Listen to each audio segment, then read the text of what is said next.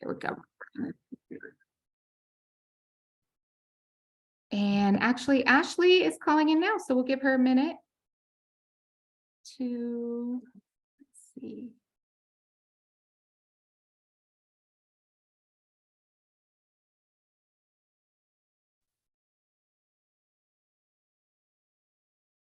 Hi, Ashley. Thanks for joining us.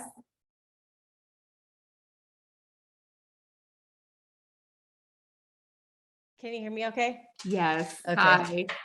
All right, my camera's about to be on as soon as I plug it in. That's what's going on. Too many things.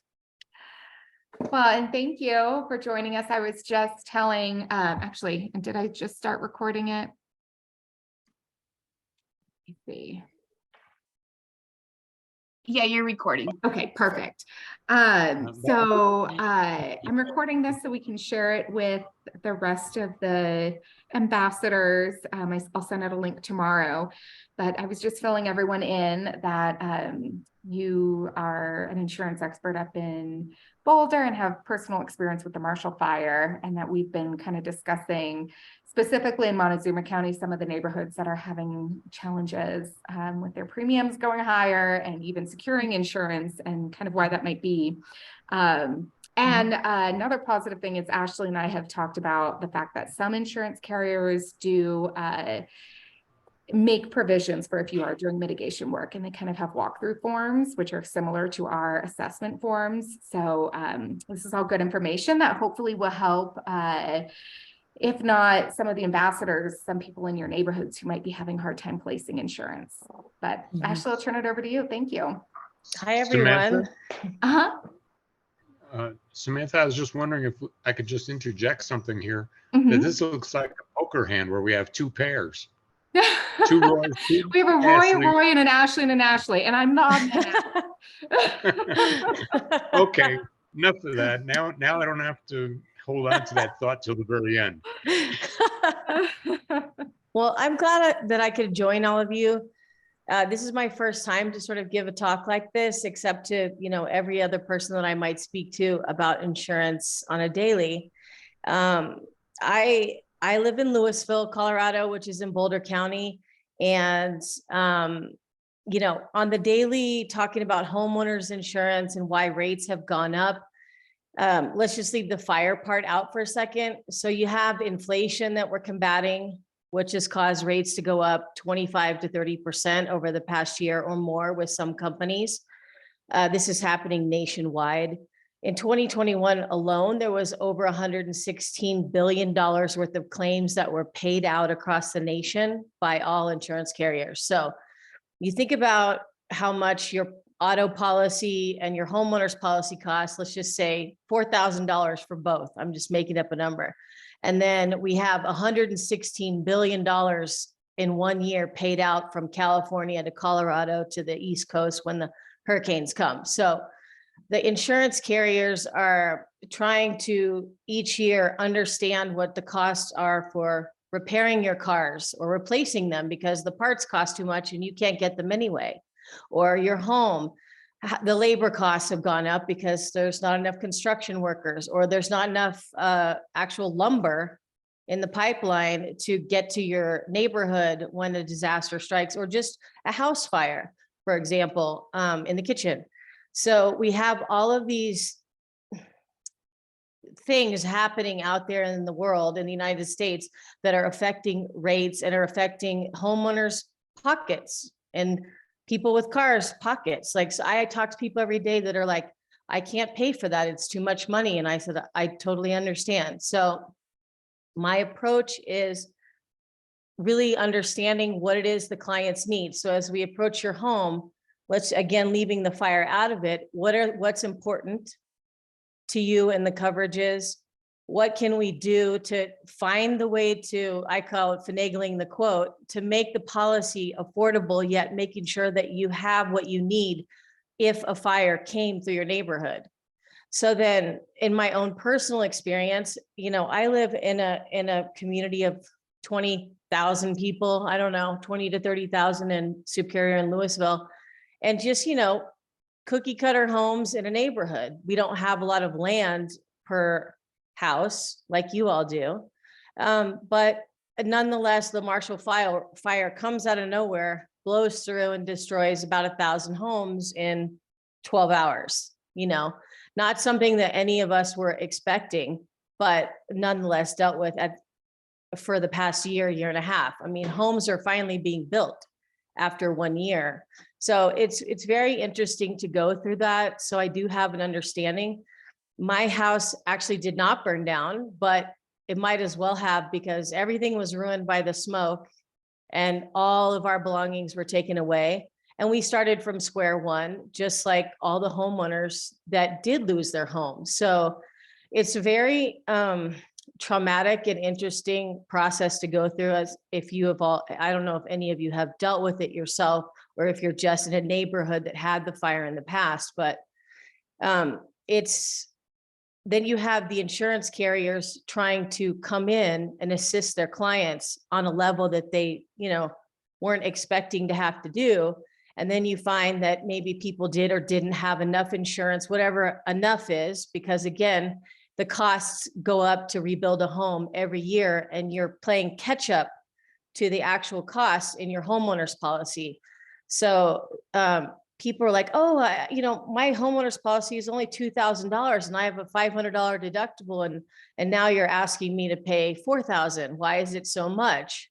Well, just all of the things I mentioned, the cost to rebuild, the cost to make sure you have enough when you need it that day that it happens, getting you through the whole 2-year process to rebuild. It's really a 2-year process. In our town, they had just completely changed the permitting processes to like net zero homes, like all energy efficient homes, no gas, nothing. And we're requiring homeowners to put in charging stations in their homes. And that had just passed in the last quarter of 2021, and it was going into effect in 2022. So all of these crazy expenses that you think you're never going to have to deal with, that you're all of a sudden dealing with. So the insurance companies are trying to make sure that they have the money there for you in your policy the way you want it and need it when that happens. So these are just like the normal costs going up without fire mitigation to consider. And then you have an area like you all live in, and now I live in Boulder County, where people are finding it hard to get insurance, or they're paying double or triple what they once paid a few years ago. And how do we fix that? What the heck can we do? Like, seriously, what can we do? What I've realized is that you can get insurance. It's not as easy as it used to be. So for example, with farmers, I ran a couple quotes with some homes in your general area. I don't know if they were actually one of y'all's homes, but the range was somewhere between $3,800 and $13,000. That's a big range. And it all depended on where the home was in the fire zone, right? And from the past. But what I think that is important is that we have these defensible space inspection forms that the underwriters will allow us to literally come and visit you, walk your property, look it over. We answer the questions together, and we have a minimum of 6 photos taken of your property around the home, and then wherever outer buildings are, so that you can show your defensible space. You can show that you've mitigated properly, and that you have a piece of land that is fire protected as best as it can be, or flood protected, whatever the area may need proof of. And then we submit those to the underwriters during the quoting process. So we're doing that before we ever bind you a policy, so that they can work with us and we can work with them and talk to them on the phone sometimes. So this is how we are kind of getting around. And I just barely looked at it, but I saw like the 95-page or more plan that you all had in place for the general neighborhood, just to figure out how to mitigate and manage the neighborhood on the whole. and the community. So these are even something I would consider giving to the underwriter if it made sense to assist assist the homeowners in getting better rates and more, or just getting insurance. I don't know if you've been denied or not, but all of these things we can do to work to get insurance and fight the battle of price increase and, whatever other problems we're finding. Like the days of $1,000 deductibles are done. Your deductibles will sit at minimum 1% of the total value of your home, for example. But by doing that, like going up to 2% or 3% of let's say your house is worth $500,000 in the policy. So even though you have those high deductibles, your homeowner's policy is now meant for disaster. It's not meant for my sink, my plumbing under the sink leaked and I called the plumber and I made a claim. It's more like, okay, my, hail damage destroyed my roof and it's a $20,000 roof. And then I have to consider, am I going to make the claim or just replace the roof myself? It's these bigger picture, what's going on before I make the claim to help keep me out of higher premiums, because every time you make a claim, your rates go up for 3 to 5 years. And insurance carriers are also, this is something that's important. It used to be 3 years where a claim would affect you. With farmers, it's still 3 years, but some of our subsidiary companies are going to 5 years or more claim free, or you're not eligible in that company. And that's already happened with, I'm not going to name them all, but all the other big name insurance carriers that you can think of besides farmers, they're already doing that. So it's more, your pool of insurance carriers is narrowing their scope to insure you. So with farmers, we have our traditional farmers insurance, homeowners, which I was able to quote, like I said, and get to a place where we could probably bind a policy in your general area. I would love to just go go and work with a few of you and just go through the whole process and see what happens to give you options at some point. That would be great. Farmers owns another company called Foremost, and Foremost is where we used to put all of our fire or high risk properties until the last 2 years where they kind of slowed on their risk. So we have those two companies. And then Farmers also owns a company that I get to act as a broker in. So whether it be homeowners, business, all the different lines of insurance that you can think of, I can kind of go out as a broker to then find the specialty insurance carrier that will fit your particular property. So if you had a farm and ranch policy instead of a traditional homeowners policy, we have a company that we do farm and ranch policies with. So when you're thinking about talking to me, and it's not just farmers insurance, that company that we're dealing with or have options with, there's actually quite a bit more. It just involves the homeowner and the insurance agent taking the time to fill out all the paperwork and sort of provide the package to the different carriers that we can go out to find you insurance. So I'm optimistic that we can definitely work on getting you all insurance, especially once they can physically see the property and all the work that you've done to, protect it. Also having metal, not just composite roofs, like doing things that you probably already done to secure your home from the next potential disaster that will never happen. You're sitting in a good spot. You just need, the insurance carriers need to see it.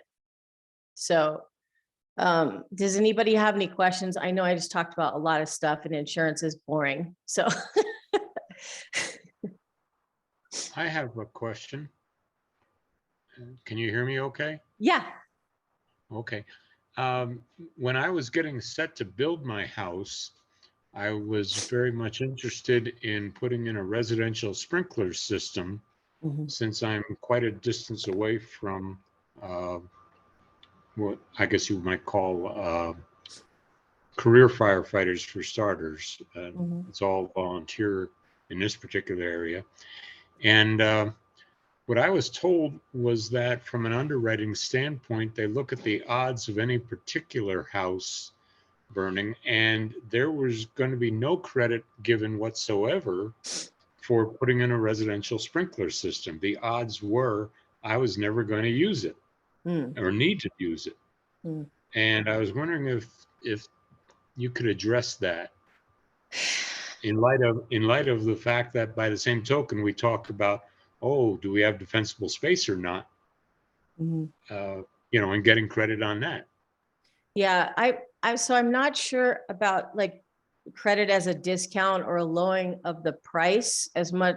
I don't know. I think that just depends on the day, the time, the place, what the risk factor is for the insurance carrier and what they're saying. But recently in like Boulder County, as you head up towards Lyons, I was able to place a $2 million home policy in a flood zone and a fire zone that did have mitigation around, but the insurance carrier, which was not Farmers, it was one of those outlier required sprinklers. And it did help the price a little bit. I don't have the exact numbers on that, but they actually required that you put in some sort of alarm system and sprinklers that went on the outside. Well, the home already had the sprinklers on the outside, but they wanted them on the inside as well.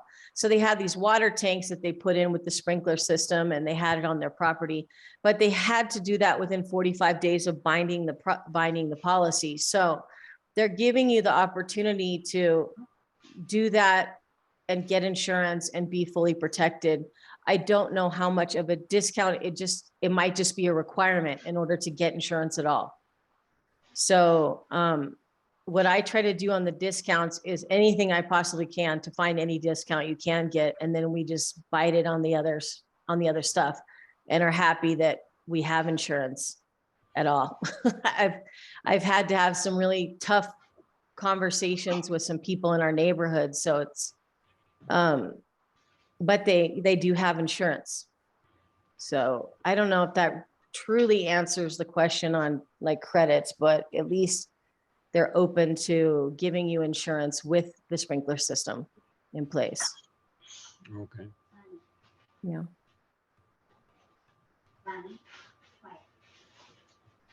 Do you know if Farmers or any of the other ones you've worked with take any consideration into Firewise USA status from the National Fire Protection Association, NFPA? Are you familiar with that program? I am not, but that, I don't know everything, and I am happy to always ask and find out. Okay. Well, Yeah. it's just, it is a program that we encourage our neighborhood ambassadors to be involved in, because it does show that on a community level, there's a plan and mitigation going on. So just wondered if that is something that had come up. I haven't had anyone talk to me about it, but I'm just one person. So Sure. I'm sure somebody else out there knows, and I can always check it out for us, if we needed to.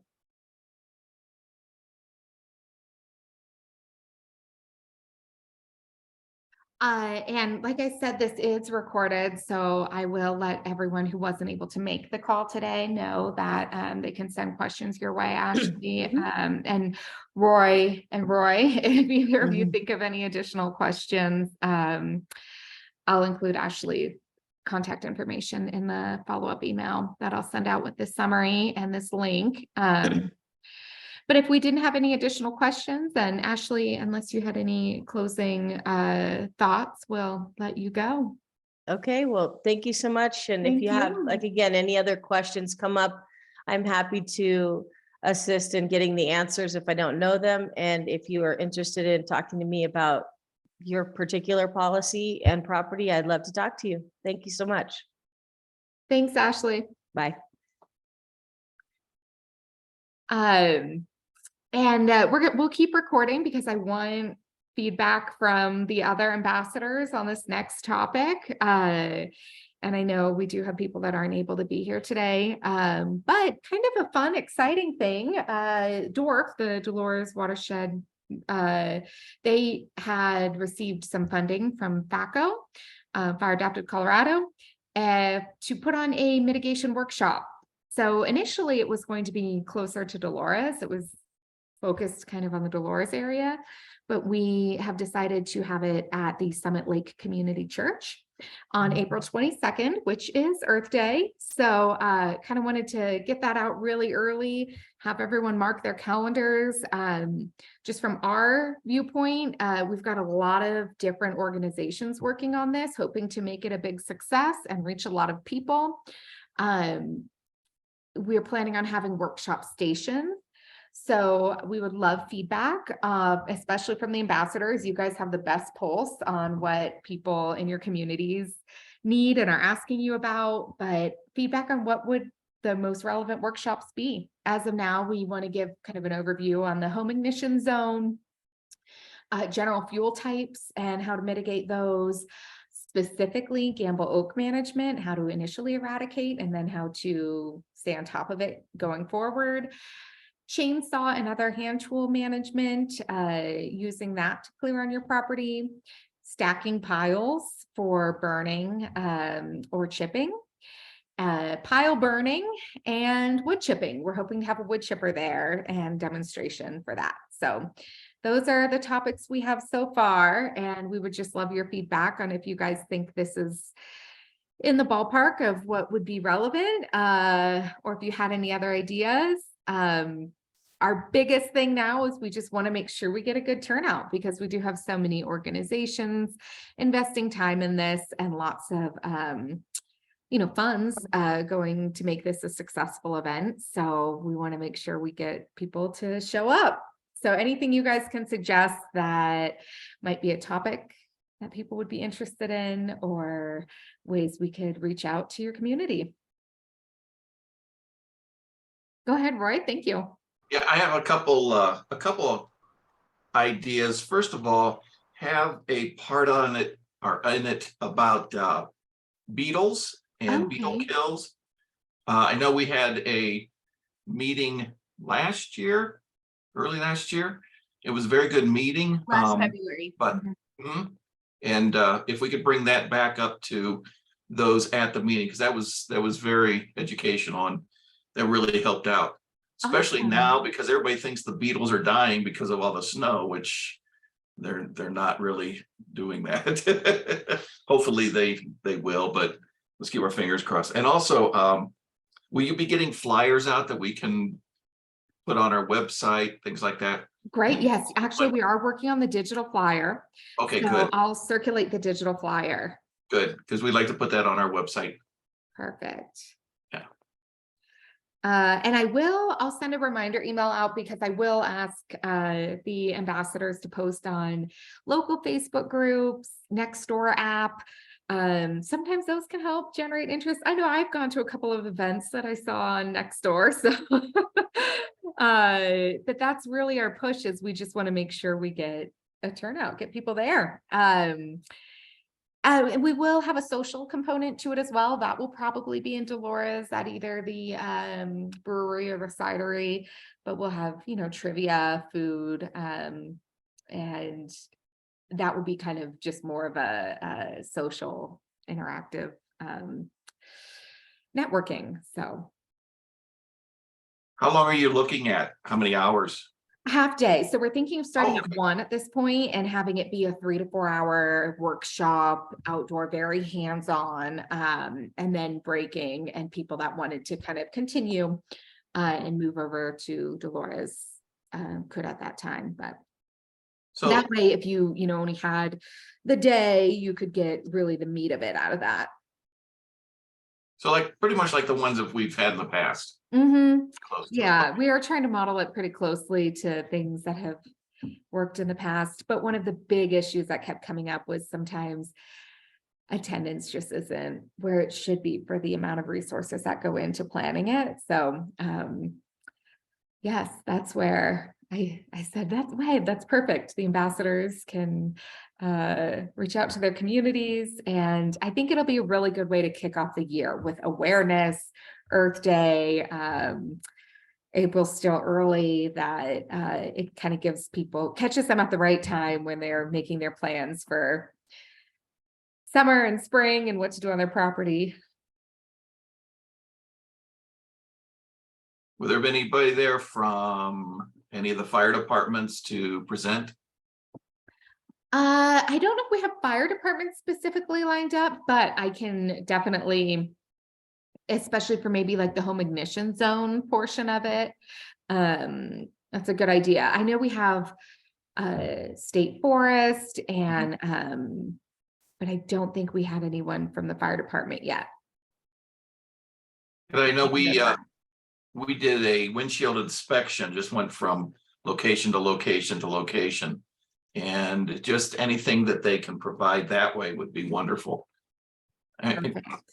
propane tanks, where they're located, where your wood's located, that type of thing. But that kind of goes along with the curriculum, but still, Yeah. if they hear it also, from the presenters and also from the fire department, it may be, a double hit that it would stay with them and take it home. And yeah, and that's a good point. So one thing we were talking about was doing rapid risk assessments in the Summit Lake area prior to this event to help generate additional interest in the event. So, and that's kind of that same thing. We can only assess what we can see from the road. But yeah, very much like those fire department quick checks, things like you have a wood pile right under your house. We could probably see that from the road, and we're hoping that might help generate some interest in attendance. So Yeah, because the fire departments, I don't know if a lot of residents realize this, but the fire departments are not going to sit there and help them. right. I think they think that they're all going to come in and help each individual homeowner. It's not going to happen. That is such a good point. And that's something, Ashley, who just dropped off, she and I discussed after I went to a workshop, and I had known it, but hearing it from fire crews that there are not enough engines to save all the homes. That's a very, it's just something most people really don't realize or think about. And that's why that home defense is so important, because you have to set yourself up for your home to have a shot at withstanding without intervention. And also that's something that they could take home. Is we had an emergency, or we had a fire drill here in Cedar Mesa, and one of the big take-home points was that the fire crews and sheriff and first responders coming in, and the line of people going out. Yeah. It became a mess at times, and that's something else. Is your HOA or your community capable of holding or handling that many vehicles, that many people? When was the last time you did, some type of an emergency event practice? It seems like, it's going out, but no, because you have large animals, small animals, people are home, people are not home. Does the community actually have a list of people in the community that may need additional assistance medically, how many animals they have, and do they have a way of getting their animals out? They have 4 horses, but they only have a 2-horse carrier, this type of thing, which you really don't think about until that happens. So I mean, these are little, just little items that the devil's in the details. Yeah, evacuation planning could be good for the event, and that could be something great for the fire protection districts to talk about, just like you said, Roy, what they've experienced on those drills, and have some ready, set, go information for people to get their go bag ready for the start of spring and stuff like that too. Yeah, that would be great. Good idea. And what's in a go bag? Right. What do I actually need in here? Yeah. The details. Yeah. Yeah. Perfect. Thank you. Yeah, these are great. And I, again, this is recorded, so I'll just encourage everyone who listens later, please send me your suggestions. I'll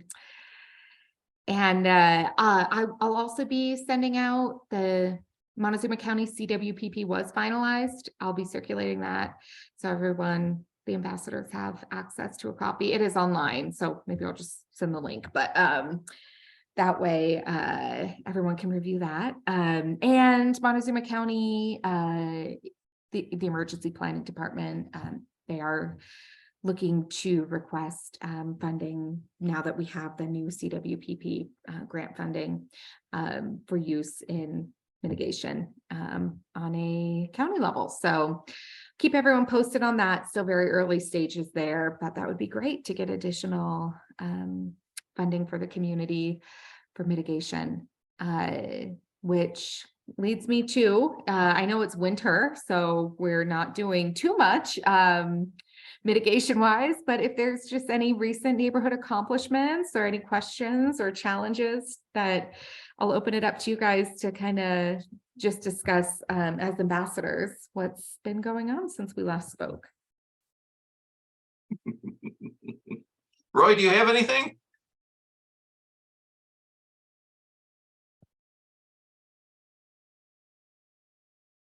And Roy, I think you might be muted.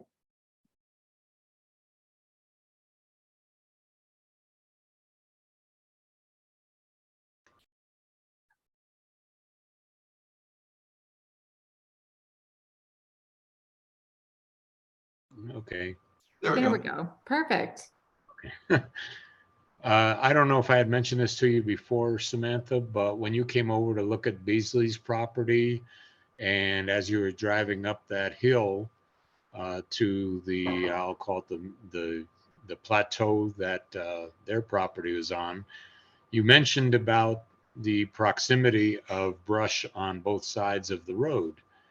And as one who typically doesn't tear out trees just for the heck of it, I had actually never really noticed it before.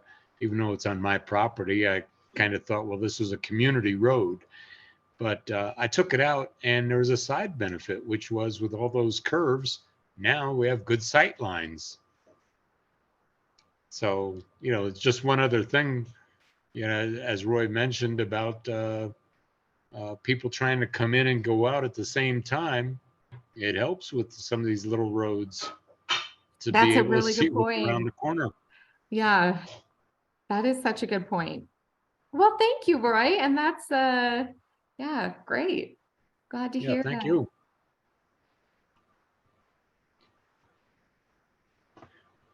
Right now, about the only thing I'm thinking about, and everybody else in our subdivision is thinking about, is snow plowing. That's Yeah.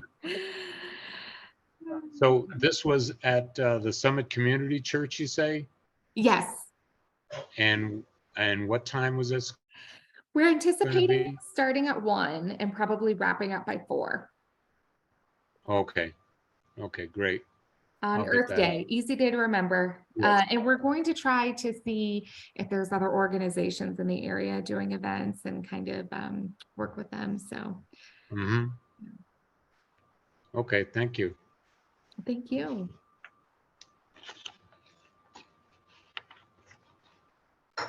We had a kickoff meeting on February 2nd for our mitigation committee. And last year we had a number of, we had a great year last year. We did a lot of mitigation, we had volunteers helping. We had the Native Americans come in. We've been working with a number of the nations to remove some of the larger trees. We drop the trees, or they would drop them, and then we'd branch them, or they would branch them, and then they would take them. So we're working with them to possibly get the same groups or other groups to come in to take some of them away, just, you know, because they use it for their heating. We also have an emergency road that comes, if you're familiar with our HOA, we have a lower part and an upper part, and we have an emergency road if, just in case the hill, there's an issue with the hill, and has not seen any updates or assistance here in the last few years, probably 5 years. So we're in the process of fixing those. And last year we set up a safe zone. And so we're going to have a tractor day to go down and make sure the safe zone is good. And that's one thing that possibly could be a portion of the meeting in April is to have the BLM come and have them talk about their past and their future plans on mitigating, because we have a lot of property that is butted up against the BLM.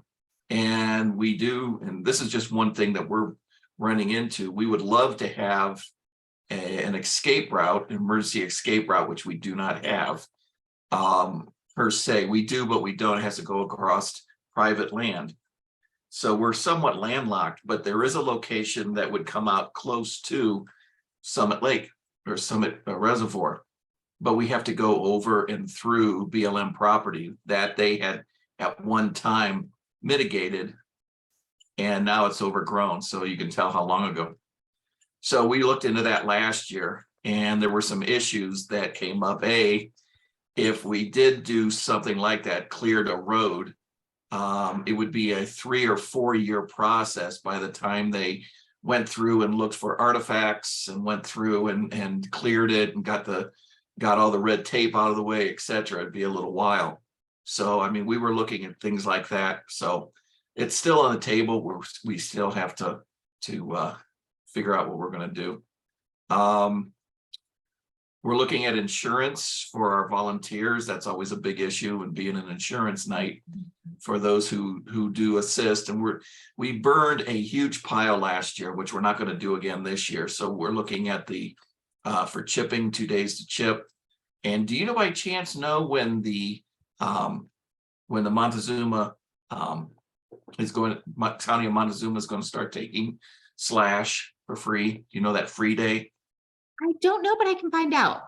Okay, because that's huge. That takes the slash for free. Who is it? Montezuma dump. Oh, the dump. It has like a free day where you can just drop it off. Right. They have a huge, and I'm talking huge mulcher, and then they turn around and sell the mulch. And I mean, they probably have at least an acre. Last time I saw it, about an acre, and it's probably 30, 40 feet tall of slash.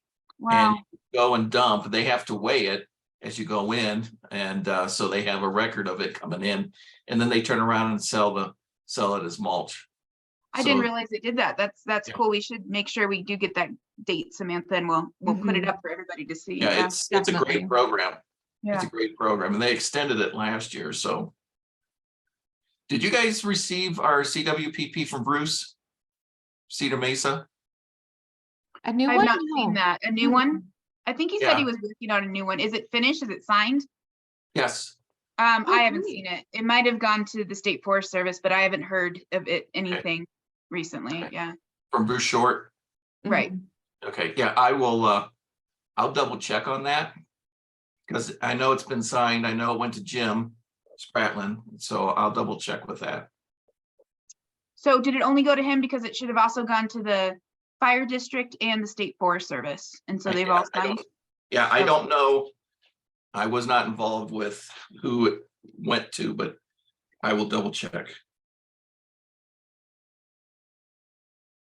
And you want a copy of it? Yes. That'd be great. Well, Thank we you. usually have the link. So when it's on the website for the State Forest Service, so all the updated ones would be on there. Okay. And make sure that we have that we can access it that way. Yeah. Yeah, we put it up on our website also because we want Oh, great. everybody to see it. Yeah. Okay. You said State Forest, and who else was that? So the Fire Protection District. Oh, Fire Protection, also yeah. have to sign. Yeah. Okay. All right. Yeah, we have a lot of new neighbors. A lot of people have moved in. A lot of people are building and have built. So we will push the event at April 22nd, because I want a lot of people to actually see Awesome. what Great. needs to be done, because it's one thing, yeah, you need to cut some trees down and thin them out, et cetera, but it's another thing to actually go through a class and see why they have to do this. When I first got here, I went through the class, and it was an eye-opening experience. Yeah, it was very, very good. So. I'm glad to hear that you guys got the CWPP updated, because I know that's what we're trying to do with a lot of communities. And it looks like your old one's still on the State Forest Service website, 2011, but that's what they'll replace or add to it when the new one goes up. So Okay. that's great. Okay. It's really Okay. good. Sounds good.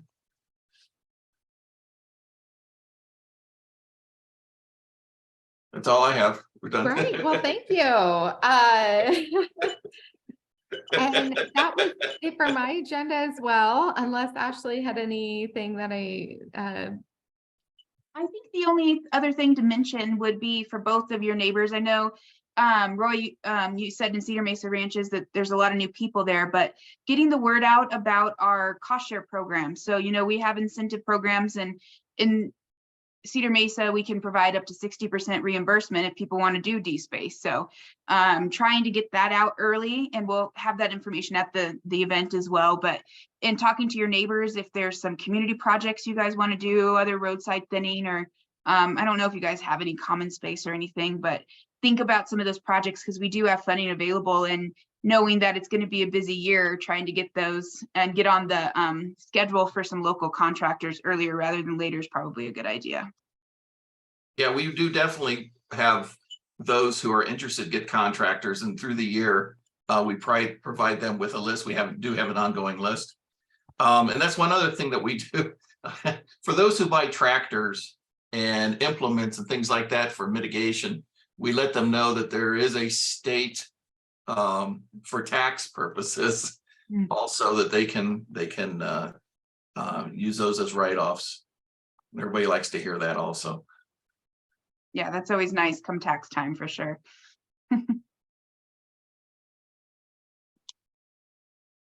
well, thank you. And I, again, will be circulating an update, a summary, and this recording.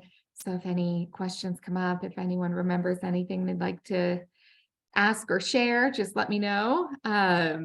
Hopefully next meeting, April, will be in person. Samantha, did you do that date? Because the second Tuesday would be when you're in Fort Collins. So I don't know if you've already decided if it's the 1st or the 3rd at this point. I have not, but actually that's something in my follow-up email I can ask. Yeah. There's a big preference. April meeting. Thank you. I remember just thinking, and I was like, I should check what date that would be. So the 11th is Perfect. the second Tuesday, and that's when you guys are gonna be up there. So. Okay.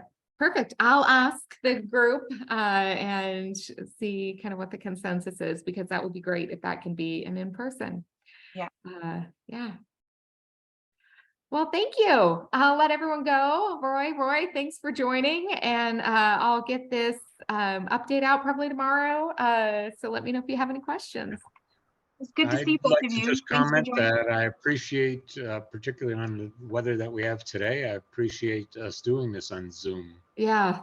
Absolutely. because Tuesdays are also the dates that the day of the week or day of the month, the second Tuesday, when the Dolores Fire Department has their business meetings. And so it's easier to run from here into there than it is all the way from Memphis, as an example. So the Zoom works very well for me. Thank you. Good. Well, thank you, Roy. Well, we're going to try to do hybrids going forward as well. So even when we're in person at the library, offering, I think, a hybrid would be good. And then we can record it. So yeah, Okay. maximize participation. Good to see you all. All right. Take care. Good Thanks. You as evening. well. Bye. Bye.